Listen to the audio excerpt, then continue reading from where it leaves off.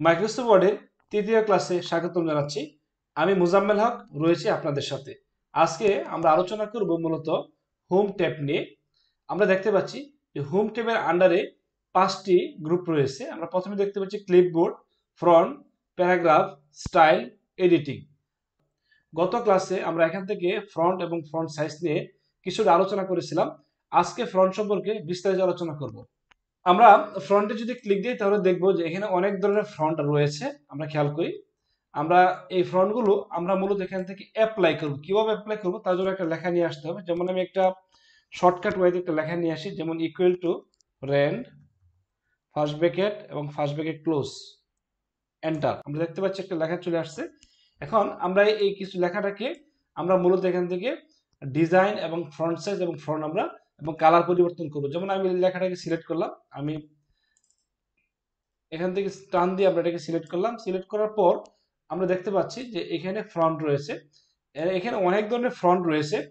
আমরা মূলত স্ট্যান্ডার্ড যে ফ্রন্ট সেটা মূলত আমরা ব্যবহার করি, সেটা হলো টাইমস নিউ রোমান। আমরা সবসময় এই ফ্রন্টটা আমরা ব্যবহার করব, অথবা এরিয়াল। এই দুইটা ফ্রন্ট আমরা এখান থেকে মূলত ব্যবহার করব। যদি আমরা এই কোনো ফ্রন্ট যদি খুঁজে না পাই, আমরা যদি কোনো ফ্রন্টের নাম জানি, কোনো ফ্রন্ট যদি খুঁজে না পাই, সেক্ষেত্রে আমরা ফ্রন্টের নাম এখানে লিখে দিলে হবে, সহজে চলে আসবে। যেমন আমরা এখানে রয়েছি দ্য টাইম নিউ রোমান্সের মধ্যে। আমি এখন চাচ্ছি যে এরিয়াল যে ফ্রন্টটা রয়েছে, এরিয়াল যে ফ্রন্টটি রয়েছে সেটা আমি খুঁজে বের করব, বা এখন আমার সামনে পড়তেছে না। এখন এখানে যদি আমি জাস্ট এরিয়াল লিখি, ARI, দেখতে পাচ্ছি এরিয়াল চলে আসছে অটোমেটিকলি। এখানে যে ফ্রন্টগুলো রয়েছে, এই ফ্রন্টগুলো যদি নাম আমার কাছে জানা থাকে, সেক্ষেত্রে আমি সহজেই এখানে লিখে দিলে এই ফ্রন্টটা এখানে অটোমেটিকলি চলে আসবে।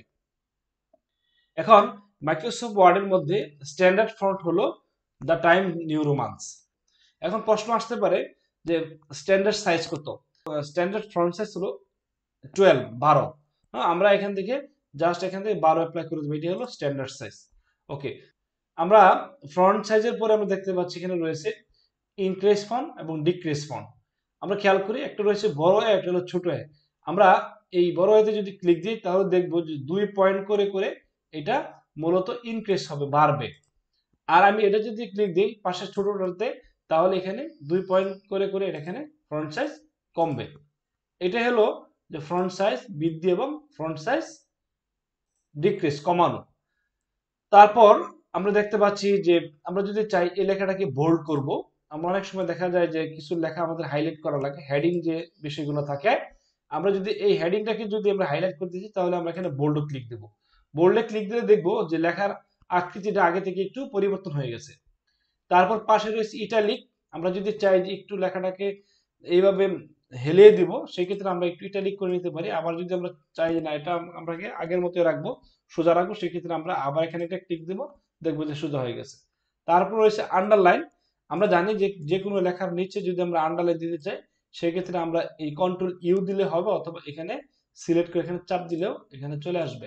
যে এই আন্ডারলাইনের পরিবর্তে আমরা অন্য একটি আন্ডারলাইন এখানে দেবো, তাহলে আমি এখানে সিলেক্ট করলাম। সিলেক্ট করার পর আমরা দেখতে পাচ্ছি যে আন্ডারলাইন এখানে একটা এরো চিহ্ন দেখতে পাচ্ছি।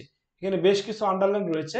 আমরা এখান থেকে আমাদের পছন্দ মতো যে কোনো আন্ডারলাইন আমরা এখান থেকে সিলেক্ট করে দেব। আবার খেয়াল করি, এটা যদি আমরা পরিবর্তন এটা দিতে চাই, সেক্ষেত্রে আমরা দেখতে পাচ্ছি আন্ডারলাইনে যে এরো কি রয়েছে, এটাতে আমরা ক্লিক দেব। ক্লিক দিয়ে আমরা মূলত এখান থেকে আন্ডারলাইন দিয়ে দেব। আন্ডারলাইন আমরা মূলত এই বাই ডিফল্ট যে যেটা থাকে সেটাও দিতে পারি, অথবা আমরা চাইলে এখান থেকে চেঞ্জ করে দিতে পারি। তারপর হচ্ছে স্ট্রাইক থ্রু আউট। আমরা যদি চাই কোনো লেখার মধ্যে এরকম কোনো লেখা আমরা দিব, যে লেখার মাঝখান দিয়ে এরকম, আমরা যেমন হাত দিয়ে কলম দিয়ে আমরা কেটে দিই, আমরা কোনো লেখার মধ্যে যদি কোনো ফ্রন্টের মধ্যে যদি এরকম দিতে চাই, সেই ক্ষেত্রে লেখাটা সিলেক্ট করে আমরা এই স্ট্রাইক থ্রু আউটের মধ্যে অবশ্যই আমরা এখানে ক্লিক দিব। তারপর এখানে দেখতে পাচ্ছি সাবস্ক্রিপ্ট এবং সুপারস্ক্রিপ্ট। আমরা দেখি যে অনেক সময় আমাদের লেখার মধ্যে লেখার উপর এবং নিচে বিভিন্ন পয়েন্ট লেখা লাগে। যেমন আমি যদি সাবস্ক্রিপ্ট করতে চাই, আমি যে এটা নিচে যদি লিখতে চাই, তাহলে এখানে একটা ক্লিক দেবো। ক্লিক দিলে আমি যে 2 লিখি, তাহলে দেখবো এখানে 2 হয়ে গেছে। আমি প্রোভাইডস এর উপরে যদি আমি একটা পয়েন্ট দিতে চাই, সেই ক্ষেত্রে আমরা সুপারস্ক্রিপ্টে ক্লিক দেবো। ক্লিক দিলে আমরা দেখবো 2টা উপরে চলে গেছে। এরকম যদি আমরা কোনো ওয়ার্ডের মধ্যে অথবা কোনো লেখার মধ্যে পাওয়ার দিতে চাই, উপরে লিখতে চাই, সেই ক্ষেত্রে আমরা সাবস্ক্রিপ্ট এবং সুপারস্ক্রিপ্ট ব্যবহার করব। সাবস্ক্রিপ্ট এবং সুপারস্ক্রিপ্টের পরবর্তীতে আরো অনেক ক্লাস আছে, সেই ক্লাসগুলো আমরা আরো বিস্তারিত দেখার চেষ্টা করব। তারপর রয়েছে, আমরা খেয়াল করি পাশেই রয়েছে, আমরা দেখতে পাচ্ছি যে টেক্সট ইফেক্ট অ্যান্ড টাইপোগ্রাফি। এটা খুবই মজার একটি বিষয়। আমরা জানি যে আমাদের যে প্রয়োজনীয় যে লেখাটা আছে সেই লেখাটাকে এই ভিজুয়ালি যদি আমরা আরেকটু ডিজাইন করতে চাই, আরেকটু ফন্ট চেঞ্জ করতে চাই, সেটা আমরা এখান থেকে সহজে করতে পারবো। আমরা যদি আউটলাইন কালার চেঞ্জ করতে চাই, এখান থেকে আউটলাইন কালার চেঞ্জ করতে হবে, একটু বড় করে দিই, তাহলে আমরা এই জিনিসটা বুঝতে পারবো। আমরা দেখতে পাচ্ছি এটা বড় করে দিলাম। এটা মূলত আমরা টেক্সট ইফেক্ট এন্ড টাইপোগ্রাফি দিয়ে আমরা এটা করতেছি। আমরা এরকম ভাবে কোনো লেখাকে আলাদা হাইলাইট করতে চাইলে তখন আমরা এই অপশনটা ব্যবহার করতে পারি। এটা নিয়ে আমরা পরবর্তীতে আরো গুরুত্বপূর্ণ ক্লাস থাকবে। আমরা মূলত বেসিক পার্টটা এখানে দেখাচ্ছি। তারপর আমি যদি চাই এখান থেকে কালার চেঞ্জ করে দেব, আমি সহজে কালার চেঞ্জ করতে পারবো। এখানে এই কালার চেঞ্জ হয়ে গেছে। তারপর আমি যদি চাই যে এখান থেকে আমি আরো অন্য কালার দেবো, যেমন আমি এখান থেকে ব্লু অথবা এর সাথে আরো অনেক ধরনের কালার দেবো, এখান থেকে আমি সহজে কালার দিতে পারবো। সো বিস্তারিত আমরা পরবর্তী ক্লাসটাতে এই টেক্সট ইফেক্ট এন্ড টাইপোগ্রাফি নিয়ে আমরা আলোচনা করব। আমরা এবার দেখব যে এখানে রয়েছে হাইলাইট কালার। আমরা খেয়াল করি যে হার্ড কপিতে যেমন মার্কার দিয়ে বিভিন্ন জায়গা আমরা পয়েন্ট করে রাখি, হাইলাইট করে রাখি, এরকম মাইক্রোসফট ওয়ার্ডেও কিছু জায়গা যদি আমরা হাইলাইট করতে চাই, সেই ক্ষেত্রে আমরা এখানে হাইলাইট কালার ব্যবহার করব। যেমন আমি যে কালার, যেটুকু আমি হাইলাইট কালার করব সেটুকু আমি সিলেক্ট করলাম। সিলেক্ট করার পর আমি যদি হাইলাইট কালারে ক্লিক দিই, আমি দেখতে পাচ্ছি হাইলাইট কালার হয়ে গেছে। আবার আমি আরেকটু বেশি করে আমি সিলেক্ট করি, এখানে বেশি করে সিলেক্ট করলাম। আমি চাচ্ছি এখান থেকে আরেকটা কালার আমি সিলেক্ট করব, হাইলাইট। এটা হলো হাইলাইট কালার। আমি সিলেক্ট করে ফেললাম, আবার আমি এখান থেকে সিলেক্ট করলাম। সিলেক্ট করে আমি এখান থেকে আবার দেখতে পাচ্ছি যে এখানে হাইলাইট কালার দিয়ে দিলাম। এখন আমি চাচ্ছি যে এই অংশ থেকে হাইলাইট কালার আমি উঠাই দেব। তাহলে কি করতে হবে, যে জায়গায় আমি হাইলাইট কালার দিচ্ছি সেই জায়গায় অবশ্যই সিলেক্ট করতে হবে। সিলেক্ট করে এখান থেকে নো কালারে ক্লিক দিতে হবে, তাহলে উঠে যাবে। ঠিক একইভাবে আমরা এটা করব। সিলেক্ট করব, সিলেক্ট করে আমরা এখান থেকে নো কালারে ক্লিক দেব, তাহলে এই কালারটা চলে যাবে। আমরা আমাদের প্রয়োজন মতো এই হাইলাইট কালারটা আমরা ব্যবহার করব। তারপরে রয়েছে ফ্রন্ট কালার। আমরা জানি যে বাই ডিফল্ট যে কালারটা আছে মাইক্রোসফট ওয়ার্ডের মধ্যে, সেটা হলো ব্ল্যাক। এই ব্ল্যাক ছাড়াও যদি আমরা অন্য কোনো কালার দিতে চাই, আমরা যেমন এখানে রেড দিই, দেখতে পাচ্ছি রেড কালারটা এখানে মোটামুটি সুন্দর দেখাচ্ছে। কিন্তু কম্পিউটারের মধ্যে বাই ডিফল্ট যে ফিক্সড কালার সেটা হলো ব্ল্যাক। আমরা যদি এখান থেকে ব্ল্যাক ছাড়াও আমরা যদি আরো কিছু কালার এখানে দিতে চাই, সেক্ষেত্রে আমরা এই কালারগুলো অ্যাপ্লাই করতে পারবো। অথবা এই কালার ছাড়াও আমরা যদি আরো বেশি ধরনের কালার দিতে চাই, এছাড়া আমরা যদি আরো মোর কালার দিতে চাই, সেক্ষেত্রে এখানে মোর কালার রয়েছে।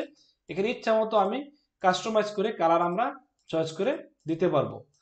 এটা হলো ফ্রন্ট কালার। এইভাবে আমরা মূলত মাইক্রোসফট ওয়ার্ডের কালারকে আমরা পরিবর্তন করতে পারি। তারপর রয়েছে ক্লিয়ার অল ফরম্যাটিং। আমরা দেখতে পাচ্ছি যে মাইক্রোসফট ওয়ার্ডের মধ্যে যে প্রথম যে লেখাটা ছিল সেই লেখাকে আমি বিভিন্ন ধরনের ফন্ট চেঞ্জ করছি, ফন্ট কালার চেঞ্জ করছি, আমি স্টাইল চেঞ্জ করছি।